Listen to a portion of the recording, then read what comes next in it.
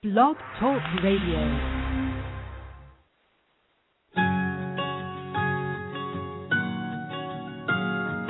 There was a time I was so afraid,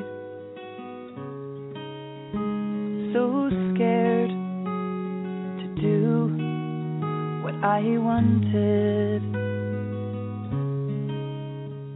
In looking back, I can see all the mistakes that I made, and I wish that I could talk to me and tell me I can change. Don't be afraid, just walk with your head up high. Don't be afraid, just take it one step at a time. Don't give up on your dreams, no matter how small they seem. Don't be afraid.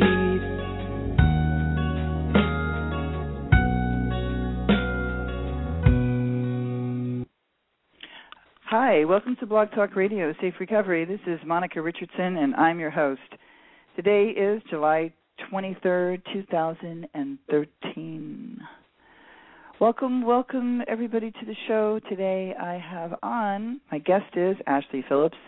Ashley comes to us from San Diego, California. She's been on before. She is a Smart Recovery trained leader. That's right. Smart Recovery has trained facilitators, and that's pretty nice. And she is also the current Recovery Coach International. You are the CEO and lead coach at your coaching and consulting firm, AEP and Associates, and she specializes in courageous, compassionate, and effective executive life and recovery coaching. And I am going to bring her on. She works, let me get her on right now. And there's a lot of people in the queue, so let's see who's here. Hi, this is Monica. Is this Ashley? Monica, it's so nice to be here. Hey, how you doing? I'm doing great. I feel like I'm on a radio show with a celebrity. Just saw you on Katie Couric last week. That was pretty darn exciting. I should be interviewing you. Thank you. Well, it was pretty exciting, and I was happy that ABC and Katie had the courage to do it, and that I got to promote the other options that are out there.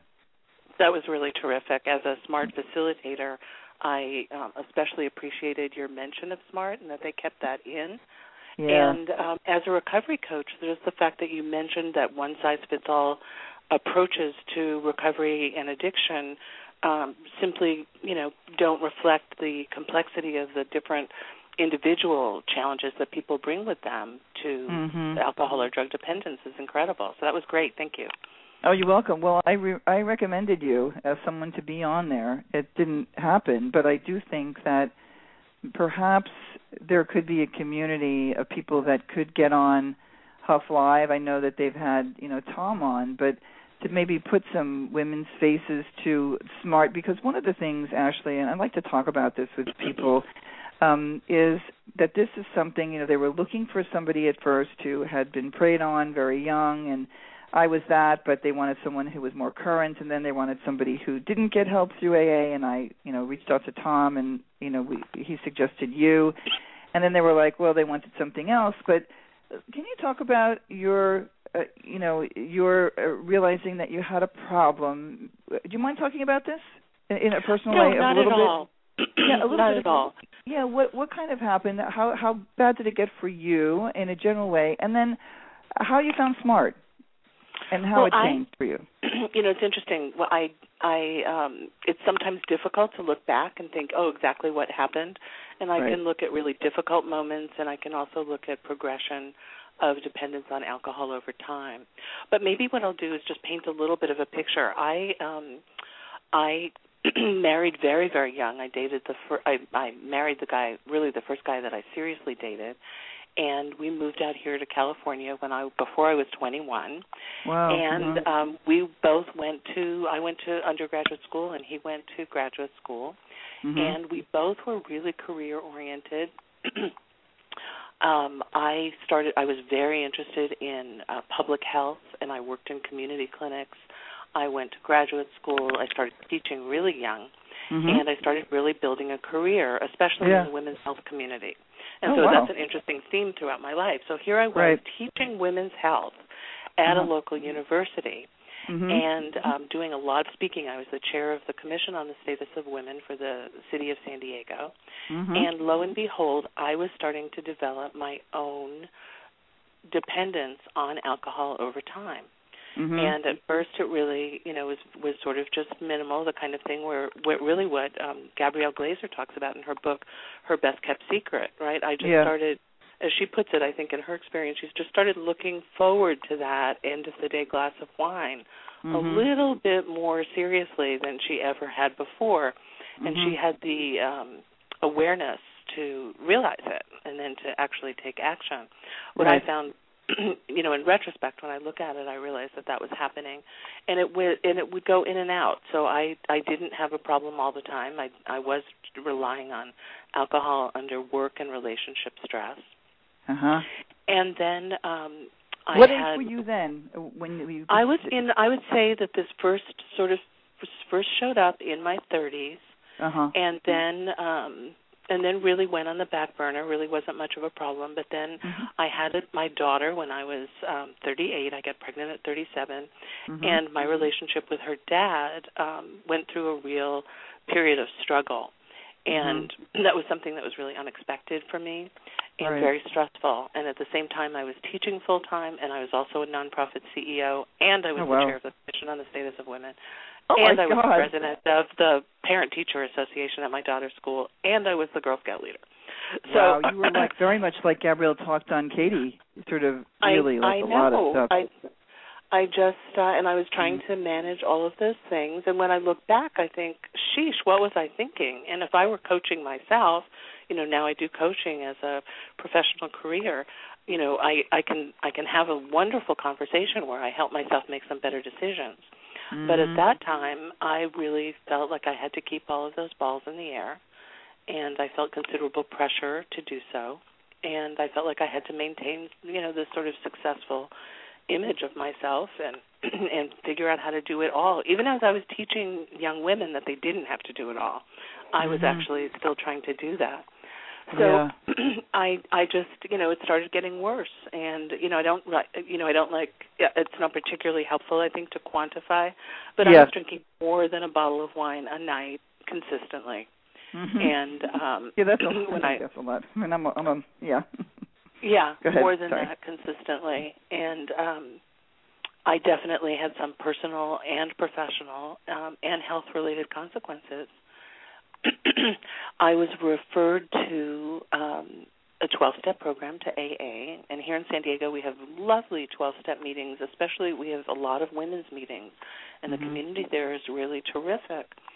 But one of the things that I experienced personally was people, if I would ask a question, or say, help me understand what that looks like in terms of suggestions that people were making in terms of recovery, people would tell me that really I should not ask questions and I should just follow direction. Wow. Now, Monica, I am a master's level medical sociologist with training in women's health. Wow. And I almost have a PhD. I'm all but dissertation on my dissertation in women's health. And one of the things that I have spent my life teaching people to do is to figure out how they actually can get information and how they can embrace their power, especially in situations where that has been historically denied. So for me, that answer just wasn't cutting it. That was my own personal experience. And while I found a lot of the people extremely supportive and really invested in my doing well, the program itself just wasn't designed for someone like me. It wasn't designed to really accommodate critical thinking and challenges to this. That's right. So I know that's there are lots of pockets where that's embraced in a 12-step tradition, but generally in my experience that wasn't the case. Right. So I was fairly naive. I thought I thought that if the 12-step group I went to did the Lord's Prayer one week, which sort of surprised me, I thought that the next week they would do a Jewish prayer, and that the following week that they would do a Muslim prayer, or they would do a secular kind of saying. But that was not the case, and yet I was consistently being told that it was not a religious program, and those two things just, they flew in the face of my experience of the facts of the situation. So I started looking for other resources because I also knew that the research on recovery suggests that when you have support outside of yourself, that you tend to be more successful, and that support can take a lot of different, can come from a lot of different places. And I found SMART. I think I Googled non-12-step recovery. Right. And I signed on, I signed up, I started participating online. We had actually a very vibrant SMART community here in San Diego. But like a lot of people in 12-step programs, I think I felt a little bit reluctant to participate in the face-to-face meetings because I was a fairly well-known person here in my community. And I had done a lot of media. I had done television. I had had a couple of pieces published in the Los Angeles Times. I had done a lot of radio. And so I think there was some level of safety for me in finding the online SMART recovery community, which people can find at smartrecovery.org. I know. I like the chat, the 24/7 chat. I go there. It's so terrific. Often at night, I'll just for a half an hour just go in the chat room, and sometimes you connect with people, and sometimes I don't. But I like it. I think it's a nice platform too. It's well done. Can I ask you? So, how many years ago? Because I just want to get the time frame of when, with what's going on in AA now, and when I left. So, what time frame did you go and then say this is not working for me and found SMART? I want to say that it was about 10 years ago. Oh, okay. About 7 to 10 years ago. And I did, I really did keep dipping my toe into that 12-step world. I kept trying it on. My experience was that the first thing I wanted to do after leaving a general 12-step meeting, not so much a women's meeting perhaps, but a general 12-step meeting, was I would leave that meeting thinking about drinking. And that was not helpful to me. No. When I got to SMART, I really found sort of next step, practical kinds of tools. And I also, once I found SMART, I was able to give myself permission to stop counting sober days. And counting days really helps a lot of people, but counting days doesn't help everyone. And I was one of the people that didn't help, because I would get to 90 days and I would think, I've been doing great. I'm just feeling so much better. I think I'll have a cocktail. And that was, no one had introduced me to the idea that you could learn alternative ways of celebrating without alcohol, in addition to learning different ways of coping with stresses and negative situations. So now, as a trained master SMART facilitator, I talk about all of the different times, all of the different places, all of the different cues that we get to use drugs or alcohol to temper situations, positive and negative, and how to make healthy choices for you that are consistent with your identified goals and values. And that's a really, really helpful thing to do. I want to just do a little commercial and just tell everybody we have a lot of people actually in the queue. I don't know if they want to talk or they want to ask. There's nobody in the chat, but I forgot to I was so engrossed in getting online today and just talking to you, I forgot to put the chat up quick enough, so maybe some of my regulars who are normally in there went away. But we're talking with Ashley Phillips, who is one of the trained, you're more than a trained leader for SMART, though, too, aren't you? Well, I'm actually the coordinator for SMART California, and I'm overseeing the development of SMART Arizona. And I am, I guess, what's called a master facilitator, because I also help train other facilitators. And that happened because of my experience as a college professor over time, and just really I'm doing both online facilitation and face-to-face facilitation over a period of years. Great. And you're also a recovery coach, and I want to just people, so you can reach you I see you on LinkedIn. You want to give people, do you have a phone number or an email if someone wants to reach you about coaching or anything like that? Yeah, you bet. So I'm Ashley E. Phillips. It's www.ashleyephillips. And my phone number, if people would like to call me directly, is 858-314-8741. And Monica, can you say it one more time, Ashley? Just say the number one more time. 858-314-8741. Okay. And actually, I'd love to take a quick opportunity to say that one of my colleagues who's joined my practice, Elizabeth Coker, and I, are starting a new coaching group for women. Mm-hmm. And that coaching group is going to be around the issue of moving through shame with a new sense of resilience. And so we're taking a limited number of people, and that will be up on our website this week.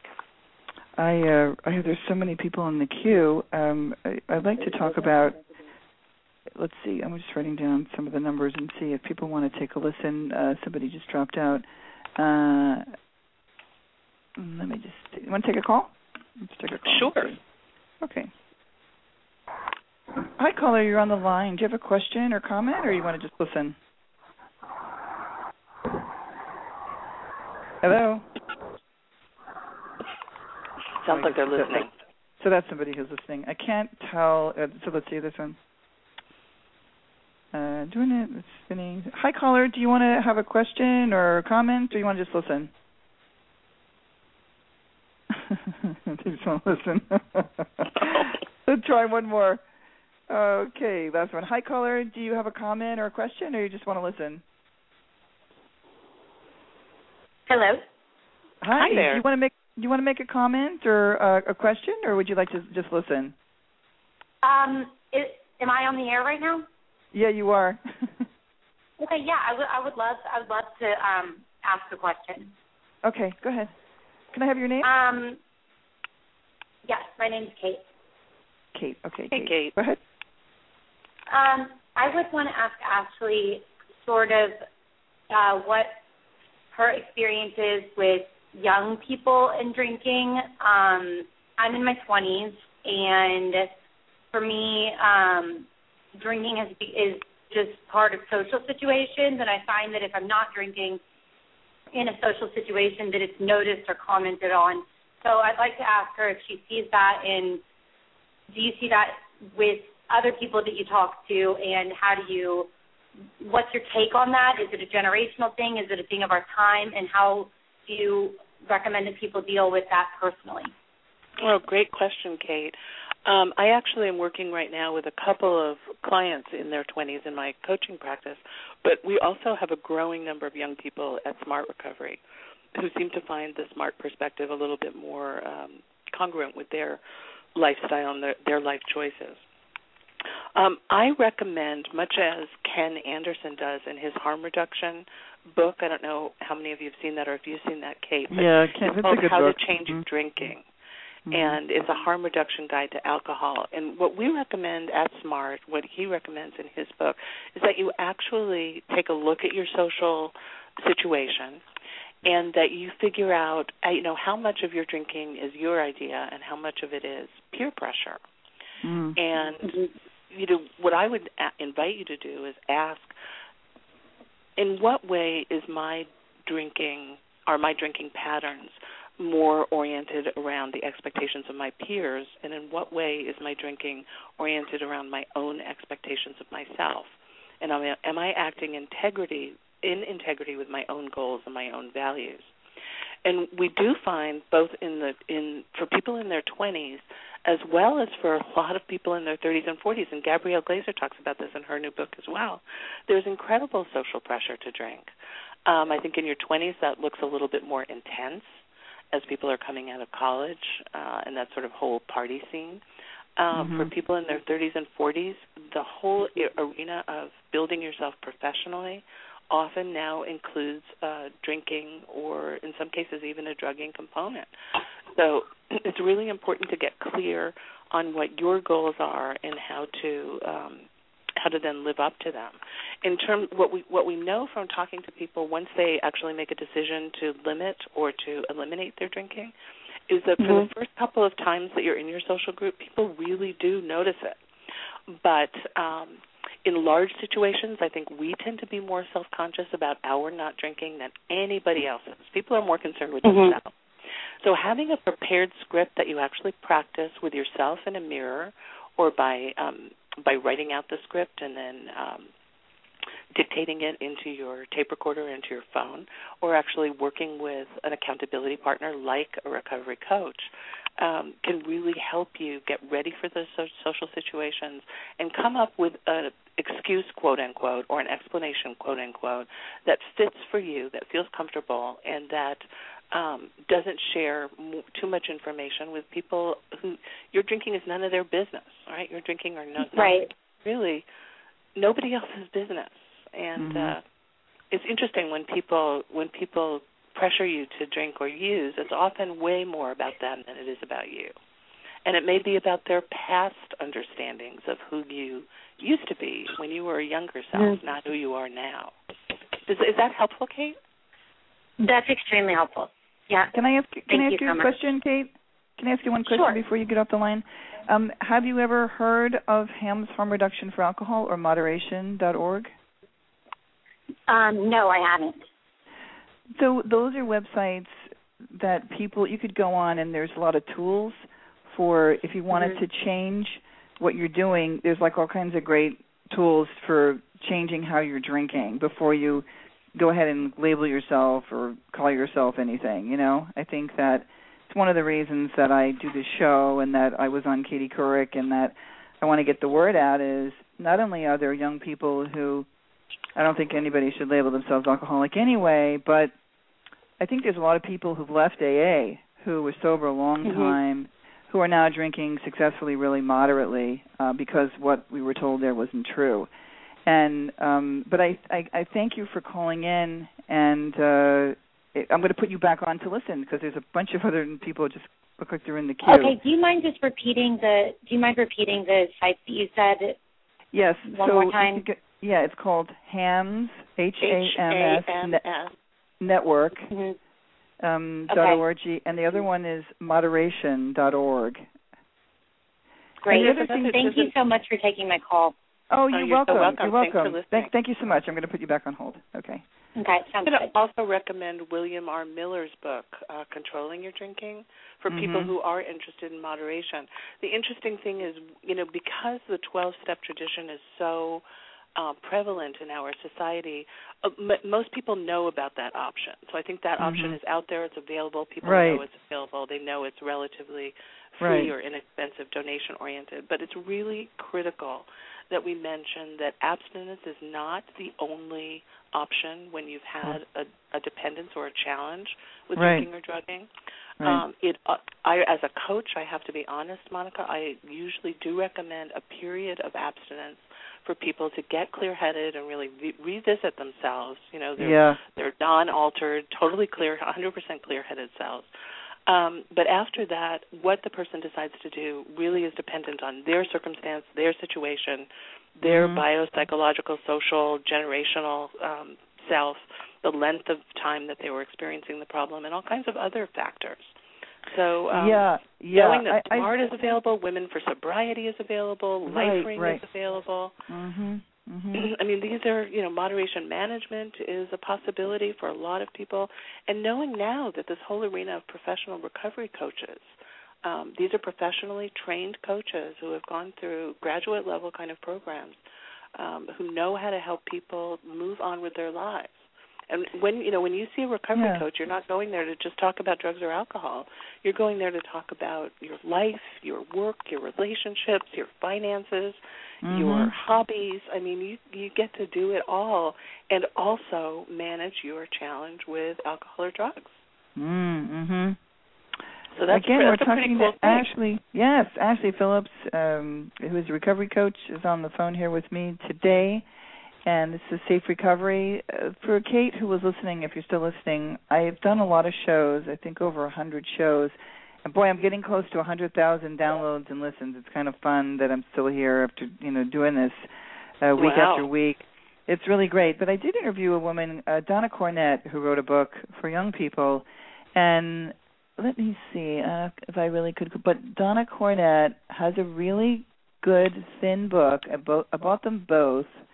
And I like thin self-help books. but resources that can help.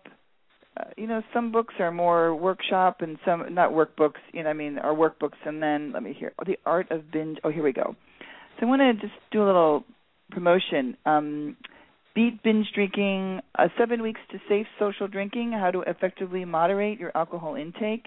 And then she wrote a book for young people. Wait, could you say that again? It's called 7 Weeks to Safe Social Drinking, How to Effectively Moderate. Oh, it's a great book. I bought it for somebody. I buy everything because of the stuff I'm doing. As I would interview people, if they had a book, I'd buy their book and then I would read it. Some of them I couldn't read all of them because it wasn't an issue for me, and I just was trying to get the word out about other stuff. And then she wrote another one for young people called Beat Binge Drinking: A Smart Drinking Guide for Teens, College Students, and Young Adults Who Choose to Drink. And one of the things that she said to me that I thought was funny was 20 years ago when she got involved in the field and people would laugh at her, whether it was the courts or whatever, and now 20 years later they're like, oh, you know what's that book about? Maybe we need to talk to you.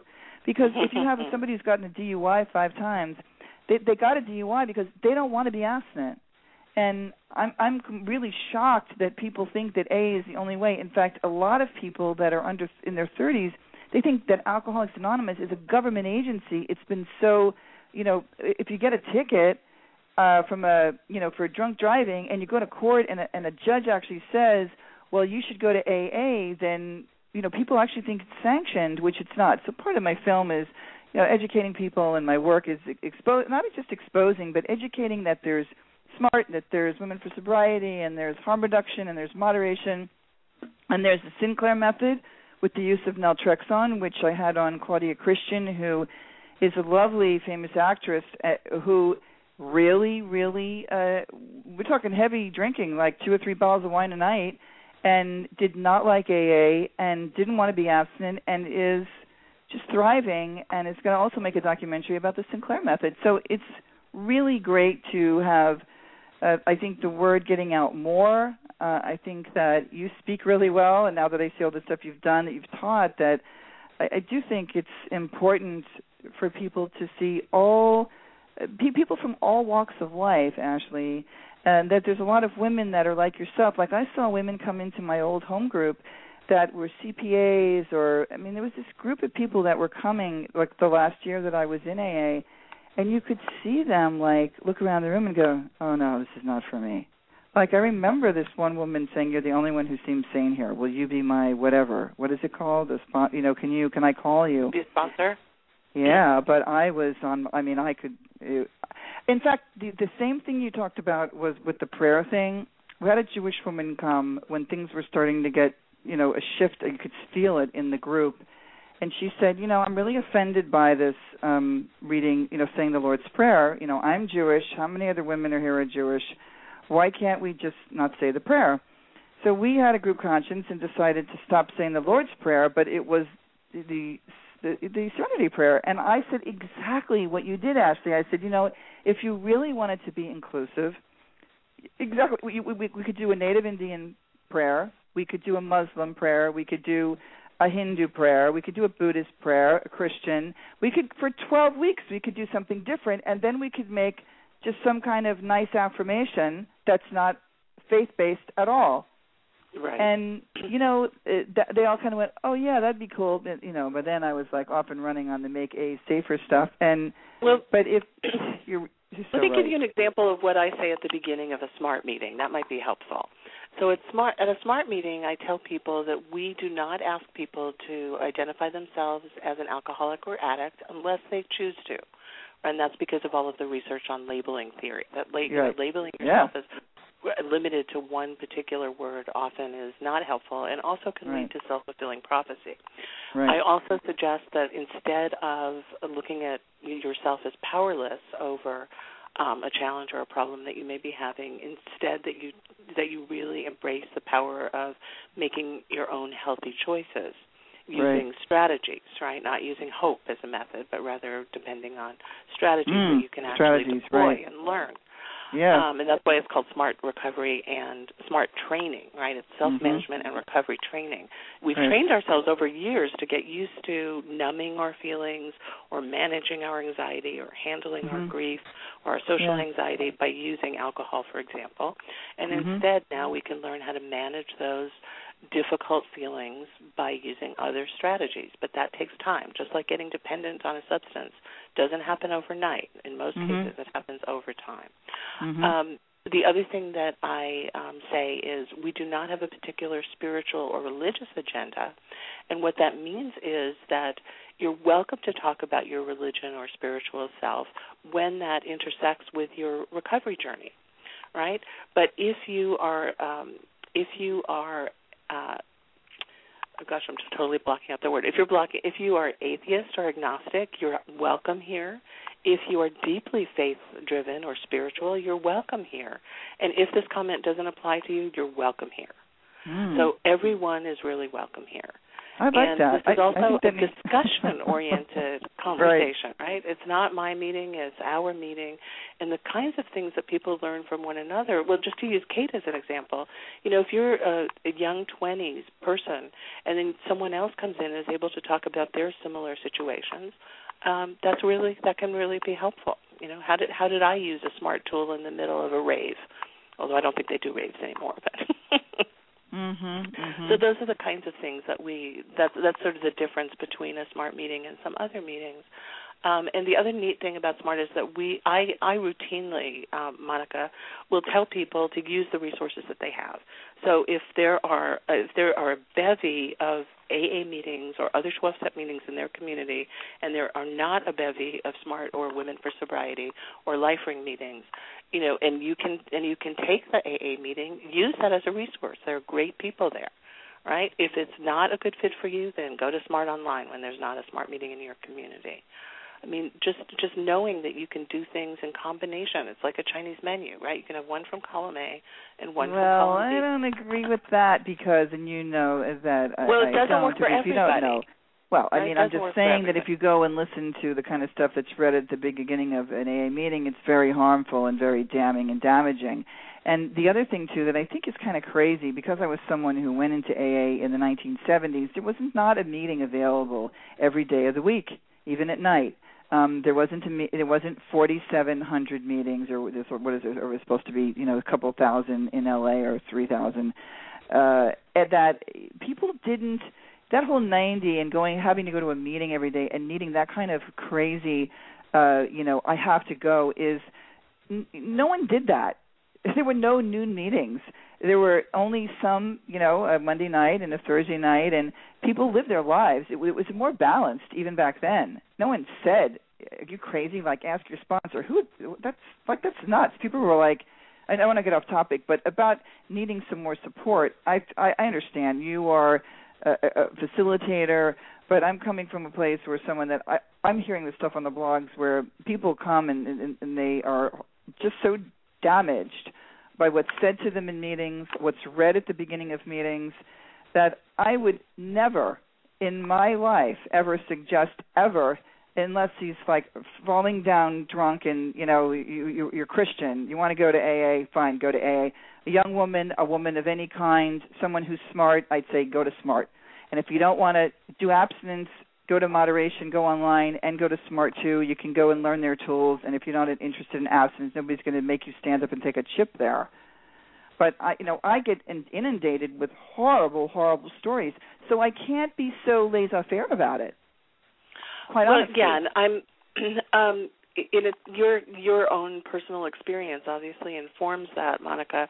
And I just have so much compassion for that, and also for the fact that you are really, what I'm hearing is that you're inundated with stories from people who have really had a very difficult or more than difficult experience with a 12-step tradition. Right.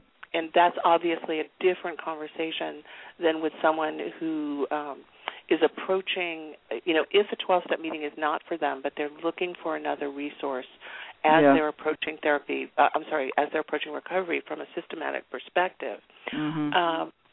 then those people are able to use. Well, I'm going to share a tool with you if that's okay. So yeah, one of do the it, tools please. that we will work with people to learn, as I do this as a coach and also using different language a little bit in a SMART meeting, is to notice the difference between your thoughts, your feelings, and your behavior, and to also notice the difference between, yourself and your body, and then you can actually step outside of your body and notice yourself. Mm-hmm. You can actually, like right now I can see myself sitting with you talking on the radio, and I'm sitting here at my desk gesturing as if I'm talking with you in person, and I can see myself doing that.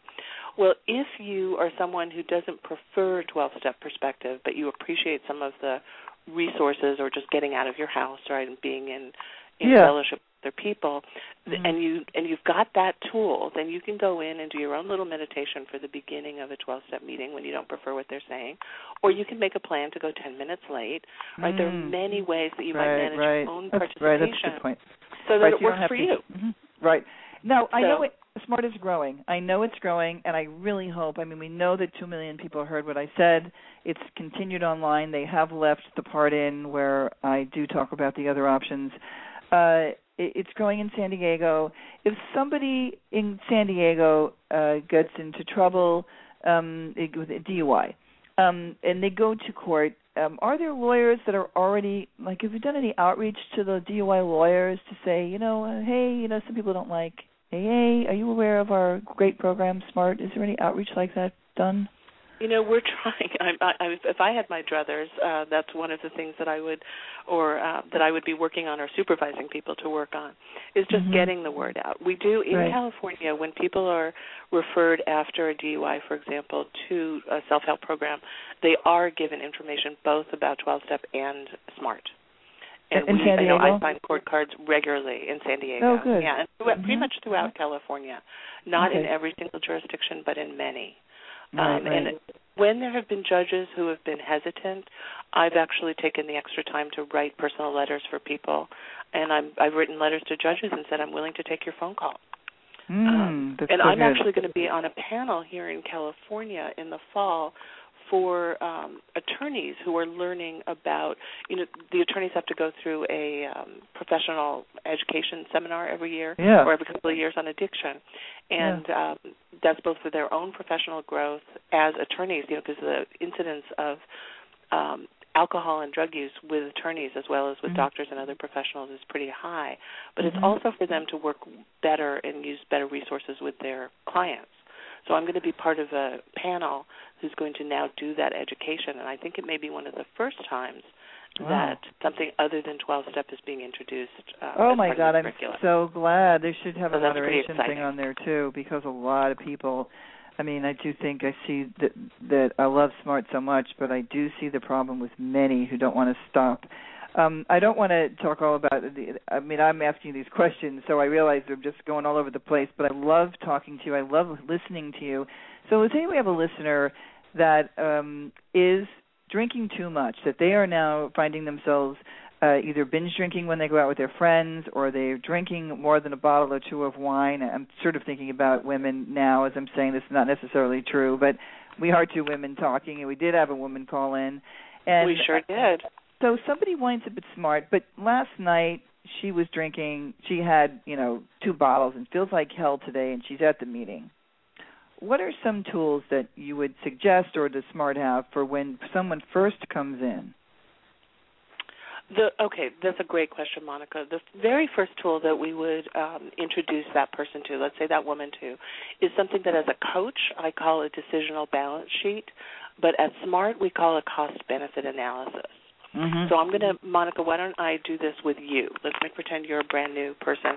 You're coming in, you realize you're sort of in trouble, but, you're just thinking, I can't stop, or I don't know how I'm going to stop, or how come I can't do this?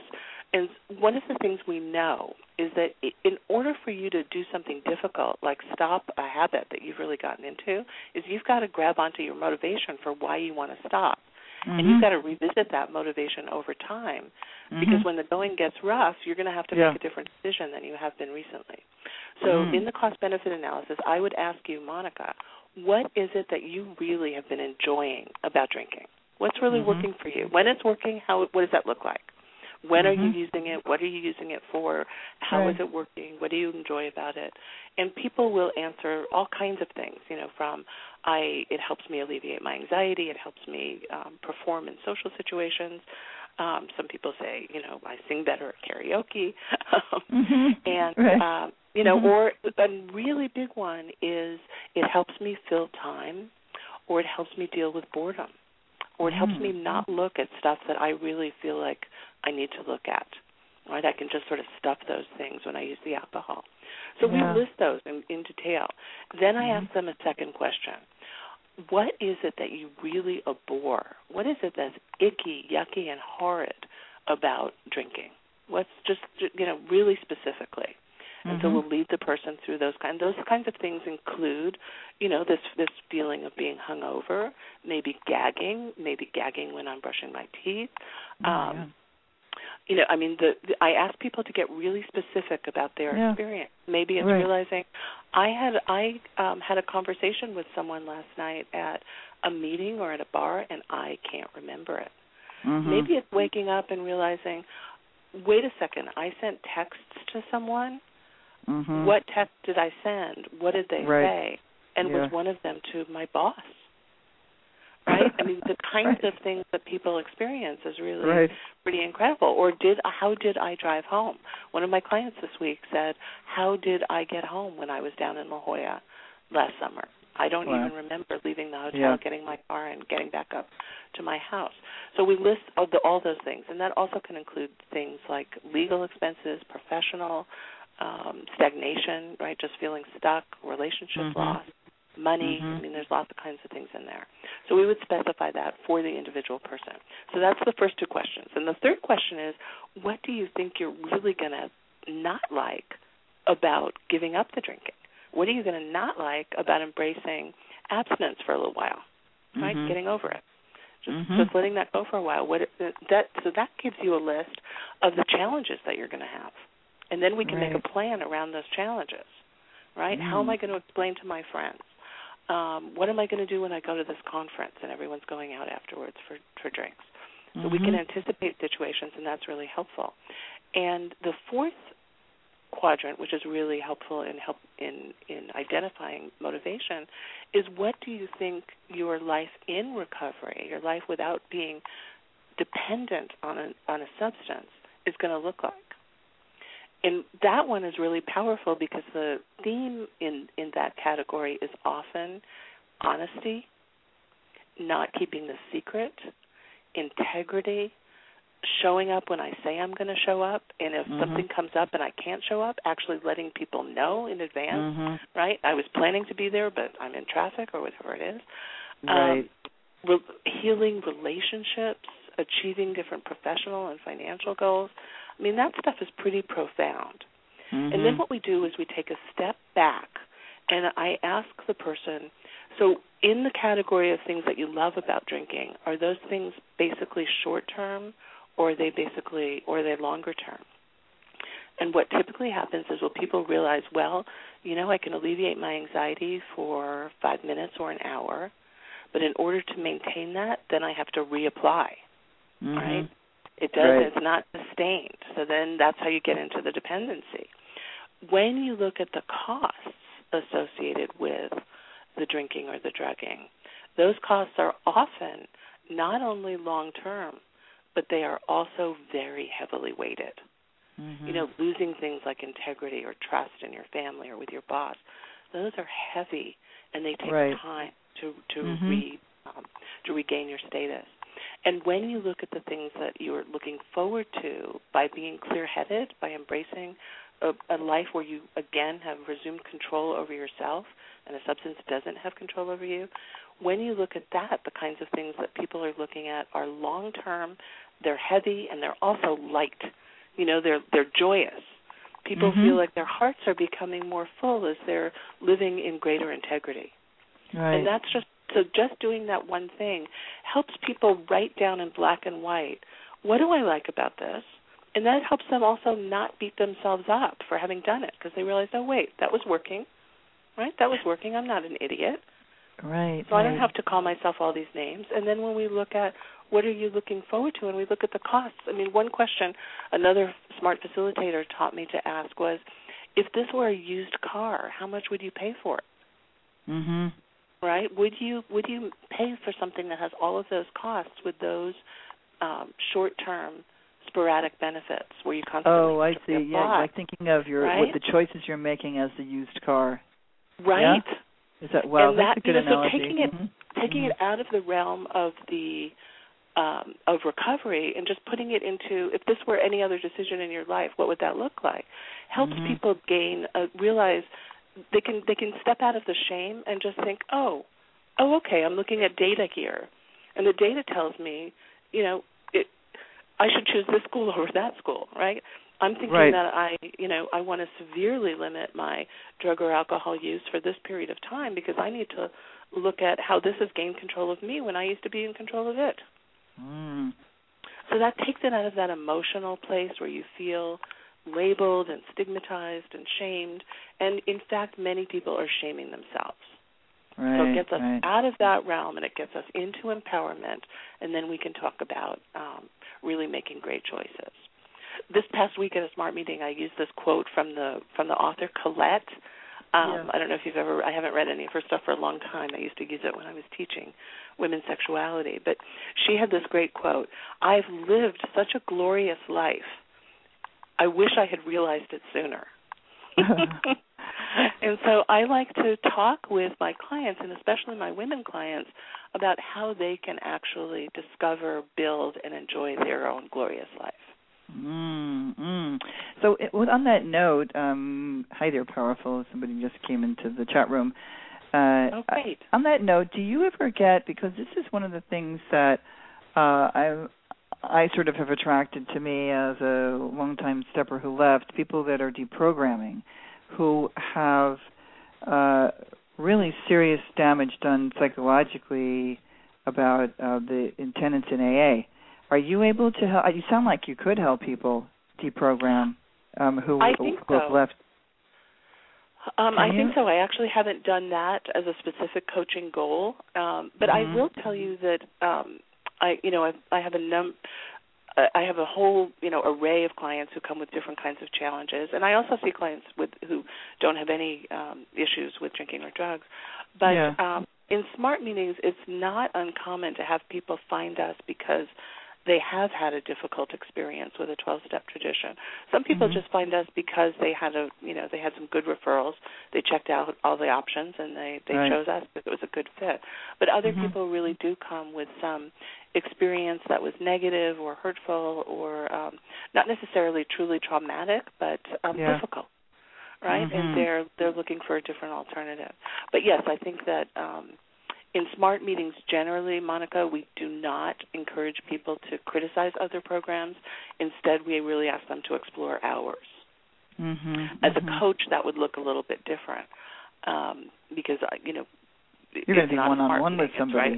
Right. Yeah. And as a coach, the neat thing about coaching is I meet and other professional recovery coaches meet the client right where they are.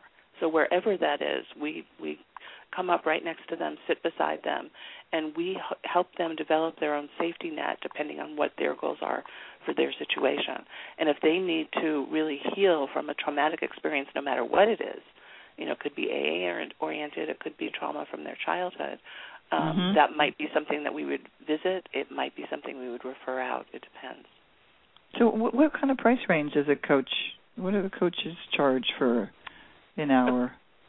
Across the country it varies from about probably $50 an hour to about $500 an hour. I charge in the range of about $125 an hour. And people generally are asked to sign up for a 3-month minimum because that's the minimum amount of time you can tell if the coaching relationship is going to work. And that usually follows a pretty extensive assessment. But what I and my colleagues and most coaches do is we offer a complimentary initial session to see if it's a good fit.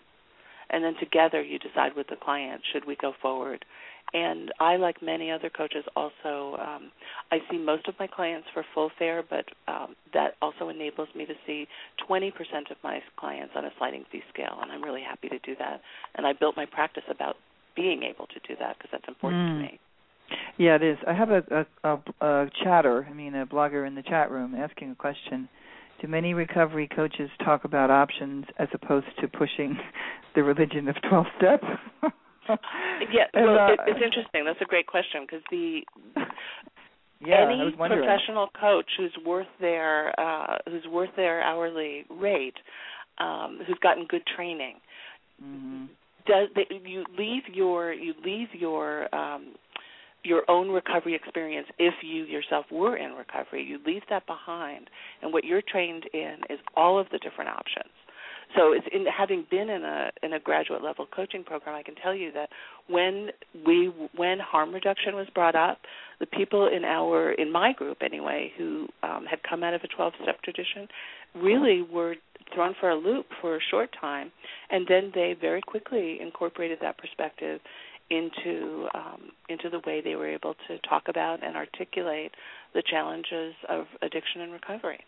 Well, people are trained in all of the different options. I think that it's pretty amazing. But you sound really bright and really. I don't know. That I've met people. I found it pretty shocking that I spoke to MFCC, marriage family counselor, a PhD who was my therapist, who still is, and they didn't know about any of this stuff when I started to find out about. I had my older child who was definitely drinking too much, and I had never heard about any of you. And I think that's I think that's a crime. That's part of my passion, and eventually probably will form a nonprofit. That's a shame, and I think it's criminal. Not criminal. I'm exaggerating now, but that in 2009 I didn't know that SMART existed. I think that's when I discovered it. I discovered it from the anti-AA blogs on Stinking Thinking, and then I picked up the phone and made friends with the bloggers and went to a SMART meeting just out of interest, curiosity, and loved it. But that, the education of it should be on the banners. It should be on the walls of high schools. That there's all these other choices.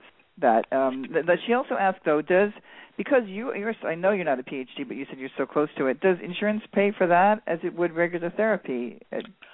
Right. That's one of the things that we at Recovery Coaches International are working on. Right now, insurance typically doesn't cover it, but one of my colleagues, Elizabeth Coker, who's out of Georgia, she actually will work with some of her clients to just pay the copay that they ordinarily would pay for their insurance.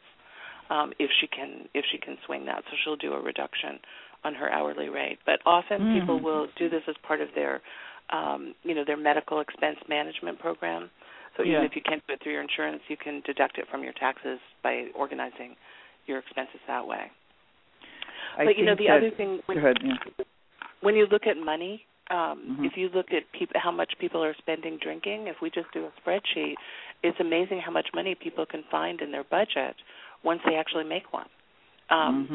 They realize I'm spending all of this stuff getting myself in trouble. Why don't I invest in myself? Why don't I leverage my own personal intellectual and social resources to help myself really make a strong foundation for a fabulous future?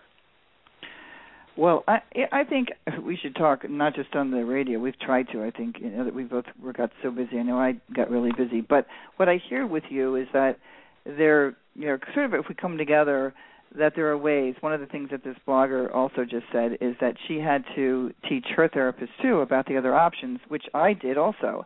And I do think that whether it's it's going to be you are going to be in front of lawyers. There's a group of us that's going to go to Las Vegas where there's a huge trial lawyers convention, and I'm making pamphlets right now that have all the options on the back of it. But it's sort of educating people about their First Amendment rights, and you can't be court ordered. It's against the First Amendment right to be court ordered, and that the dangers of 12-step need to be really told to the public.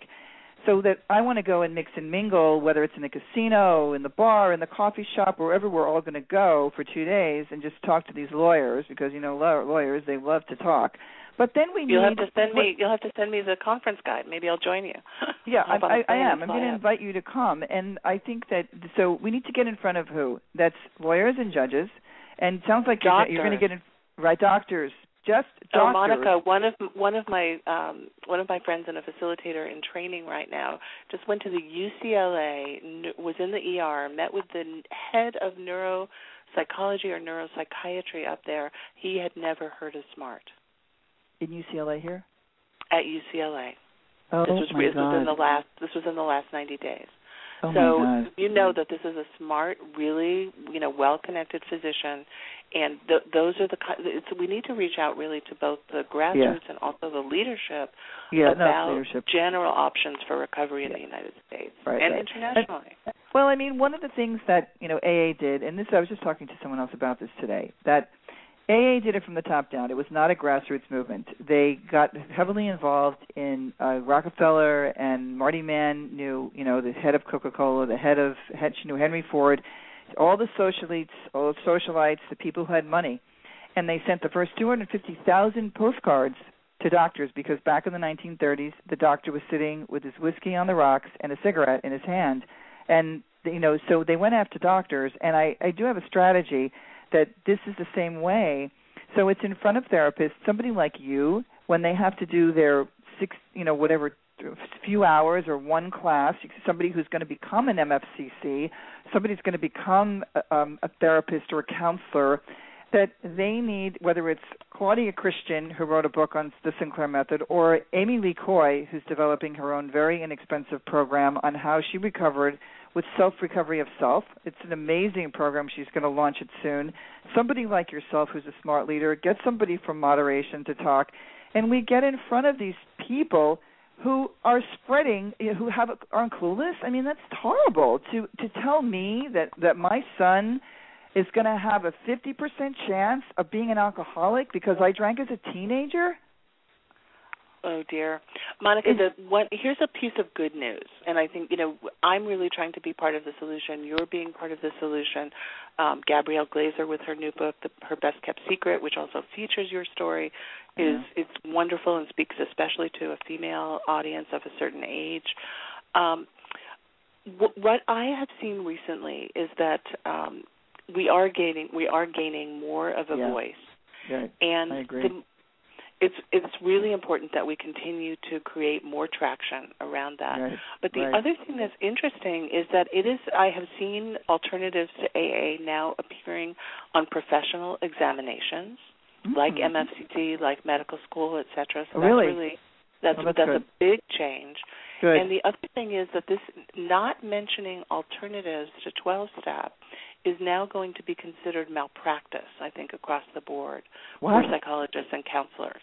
Oh, my God. Certainly, so that, it's just no longer, that's no longer so good. It's no longer just something that you might inadvertently leave off, right? It is a bona fide, different perspective, and people need to know that there isn't just one thing on the shelf. There are several things on the shelf.